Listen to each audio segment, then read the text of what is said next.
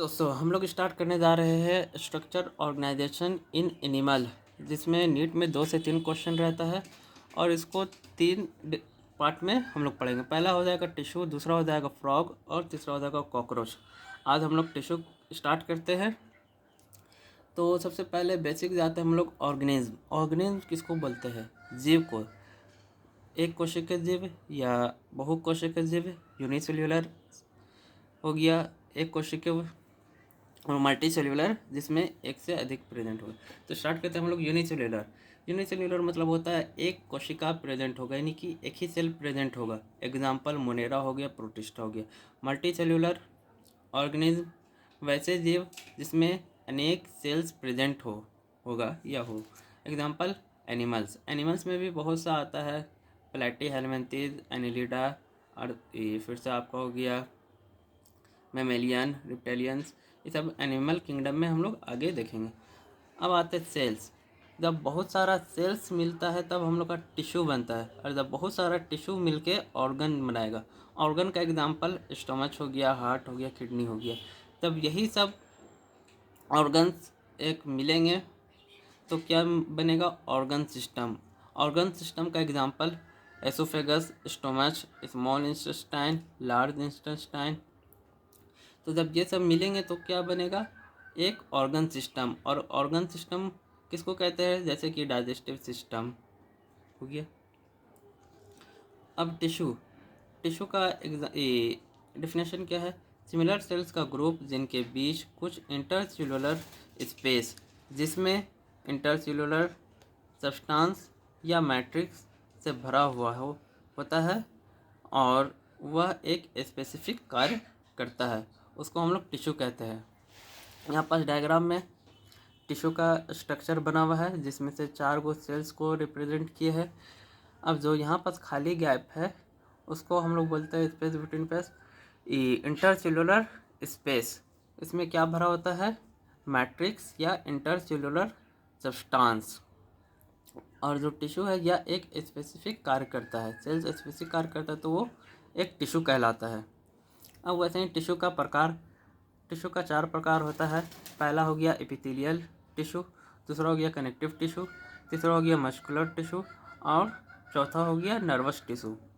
Epithelial tissue. Epithelial tissue means AP मतलब होता है अपॉन और थेलियम मतलब होता है to rest.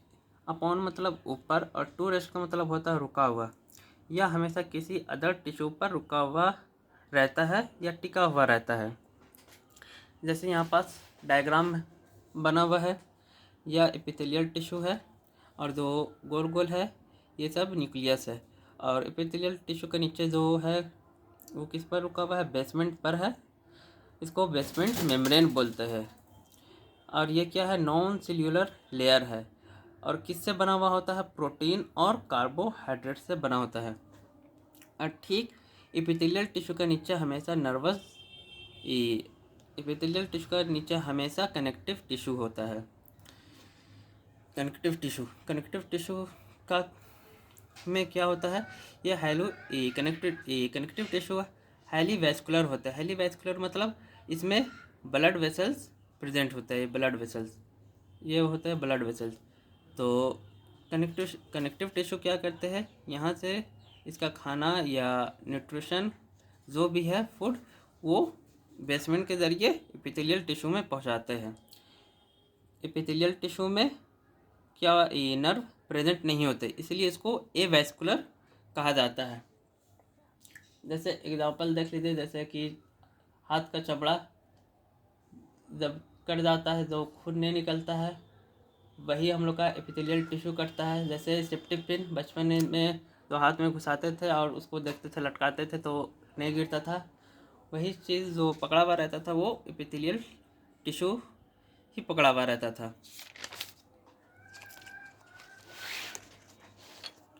Epithelial tissue avascular होते हैं। एवैस्कुलर मतलब मतलब एब्सेंस, वैस्कुलर मतलब ब्लड सेल्स, यानी एपिथेलियल टिश्यू में कोई ब्लड वेसल्स नहीं होते।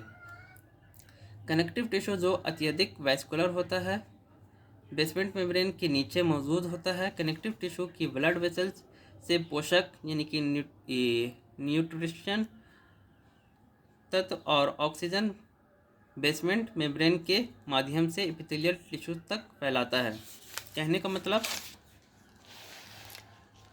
ये जो कनेक्टिव टिश्यू है ये हाईली वैस्कुलर होता है, इसमें ब्लड वेसल्स बहुत ज़्यादा प्रेजेंट होते हैं और यहीं से न्यूट्रिशन या पोषक इसको बोल सकते हैं ऑक्सीजन लेके बेसमेंट के ज़रिए यह एपिथेलियल टिश्यू तक पहुंचाता है। Epithelial tissue highly vascular high regeneration power होता है, यानी कि उच्च पूर्ण जनन शक्ति। जैसे कि कट गया, खरोंच लग गया, जो सबसे पहले जो बनेगा वो एपिथेलियल टिश्यू रहेगा, यानी दोबारा बनने का क्षमता बहुत ज़्यादा होता है एपिथेलियल टिश्यू में। सेल्स बहुत कम इंटरसेल्यूलर स्पेस के साथ कम्पैक्टली पैक होते हैं। कहने का मतलब जो यहाँ पास सेल्स है ये बहुत कम जगह में टाइट पैक होते हैं, इसलिए यहाँ पास लिखा हुआ है सेल्स बहुत कम इंटरसेल्यूलर स्पेस के साथ कम्पैक्टली पैक्ड होते हैं। एपिथेलियल की सेल की एपिकल सरफेस या तो बाहरी इन्वायरमेंट या बॉडी फ्लूइड्स का सामना करता है। अब जैसे ये एपिथेलियल टिश्यू है, ऊपर का जो पार्ट होता है उसको हम लोग बोलते हैं एपिकल सरफेस, और ये हमारा बेसल पार्ट होता है, और नीचे जो है वो मेम्ब्रेन होता है। कौन मेम्ब्रेन होता है? यहाँ पर देखिए लिखा हुआ है बेसमेंट मेम्ब्रेन। अब जो ये आउटर इन्वायरमेंट को करता है, जैसे कि धूप, पानी, जो बाहर का चमड़ा है वो एपिकल सरफेस उसको टच करता है, और जो अंदर का जैसे हो गया हमारा ट्रैकिया हो गया, वो सब किस में आता है? वो अंदर आता है, तो वो किसको सामना करता है? वो बॉडी फ्लूइड को। जैसे हमारा स्किन है, तो ये भी जो ऊपर वाला परत है वो क्या है? एपिथेलियल टिश्यू है, टिश्यू से ही मिलके बना हुआ है। तो ये बाहर का एनवायरनमेंट को टच कर रहा है, वैसे ही ट्रैकिया है, अंदर का सिस्टम है, वो किसको सामना करना पड़ता है? बॉडी फ्लूइड को। अब एपिकल सरफेस है, अब एपिकल सरफेस में भी कुछ मॉडिफिकेशन हो सकता है, या तो इसमें ऐसे सेलिया जैसा रहेगा या मुड़ा हुआ रहेगा, उसी को आगे देखते हैं। एपिकल सरफेस में मॉडिफिकेशन हो सकता है। पहला हो गया मैक्रोविलाई, जिसको ब्रश बॉर्डर्ड एपिथेलियम भी बोल सकते हैं, और दूसरा हो गया सिलिएटेड एपिथेलियम। मैक्रोविलाई में जो एपिकल सरफेस है, जो यहाँ पास एपिकल सरफेस था नॉर्मल राउंड, इसमें कुछ मॉडिफिकेशन नहीं था। अब यहाँ पास क्या हो गया है? इसमें मॉडिफिकेशन हो गया है। किस टाइप पर? फिंगर लैक जैसा, उंगली जैसा, और ये बीच में क्या है? न्यूक्लियस है। तो क्या लिखा हुआ है? जब सेल्स का प्लाज्मा मेम्ब्रेन मुड़कर फिंगर लैक प्रोजेक्शन बनाती है, जिसमें मैक्रोविलाई कहा जाता है, जिससे सिक्रेशन और एब्जॉर्प्शन के लिए सतह या क्षेत्र बढ़ जाता है, उसको मैक्रोविलाई बोल सकते हैं। जैसे कि ये हमारा कहाँ प्रेजेंट होता है? स्मॉल इंटेस्टाइन में। किस लिए प्रेजेंट होता है? जो खाना को एब्जॉर्ब करना है, उसे न्यूट्रिशन लेना है, उसको बढ़ाता है, उसके लिए जो सरफेस एरिया है वो इंक्रीज कर देता है। ये फोल्डेड फिंगर लाइक प्रोजेक्शन। और सिलिएटेड एपिथेलियम किस टाइप पर होगा? ये होगा अन यूनिडायरेक्शनल, यानी कि ये एक ही डायरेक्शनल पर कोई सामान को भेजेगा, या कुछ फ्लूइड रहेगा या कुछ ले जाना रहा तो उसको एक ही डायरेक्शन पर भेजता है, यानी कि सीरिया एपिकल सरफेस से निकलने वाले हेयर लैक प्रोजेक्शन, बाल जैसा है, उसी को लिखा है हेयर लैक प्रोजेक्शन, जैसे होते हैं, जो आमतौर पर पार्टिकल की गति के लिए खोखले अंगों में मौजूद होते हैं। जैसे एग्जाम्पल फैलोपियन ट्यूब।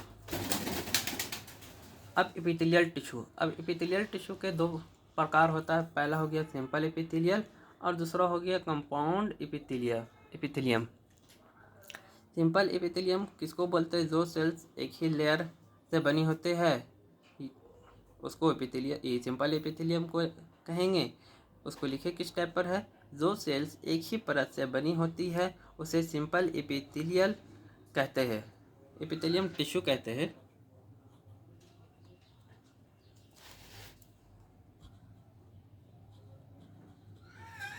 टिश्यू कहते हैं।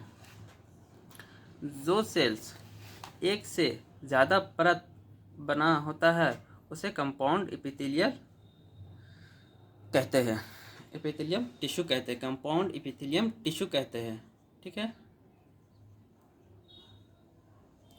अब जैसे सिंपल एपिथेलियम है, उसका फंक्शन क्या होगा, काम क्या होगा, वो सिक्रेशन इजी कर लेगा, यानी कुछ सामान इधर है जैसे ऑब्जर्व करना हुआ तो सिक्रेशन फिल्ट्रेशन ये इजीली कर लेगा। और वैसे ही कंपाउंड एपिथेलियम सिक्रेशन तो नहीं कर पाएगा, इसमें तो मल्टी लेयर है, तो ये क्या करता है, मेनली प्रोटेक्शन करता है, कवरिंग करता है।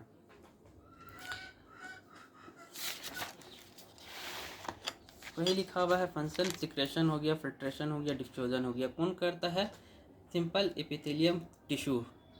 इसमें सिंगल लेयर प्रेजेंट होता है इसलिए इजीली सिक्रेशन कर लेगा, फिल्ट्रेशन कर लेगा और डिफ्यूजन कर लेगा।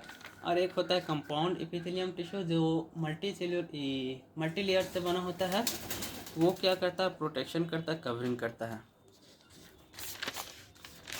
तो थैंक यू, आज इतने ही रखते हैं। अगले दिन एपिथेलियल टिश्यू का जो सिंपल एपिथेलियल टिश्यू है उसका और डिटेल में हम लोग पढ़ेंगे, इसका और डिटेल में पढ़ेंगे। Thank you.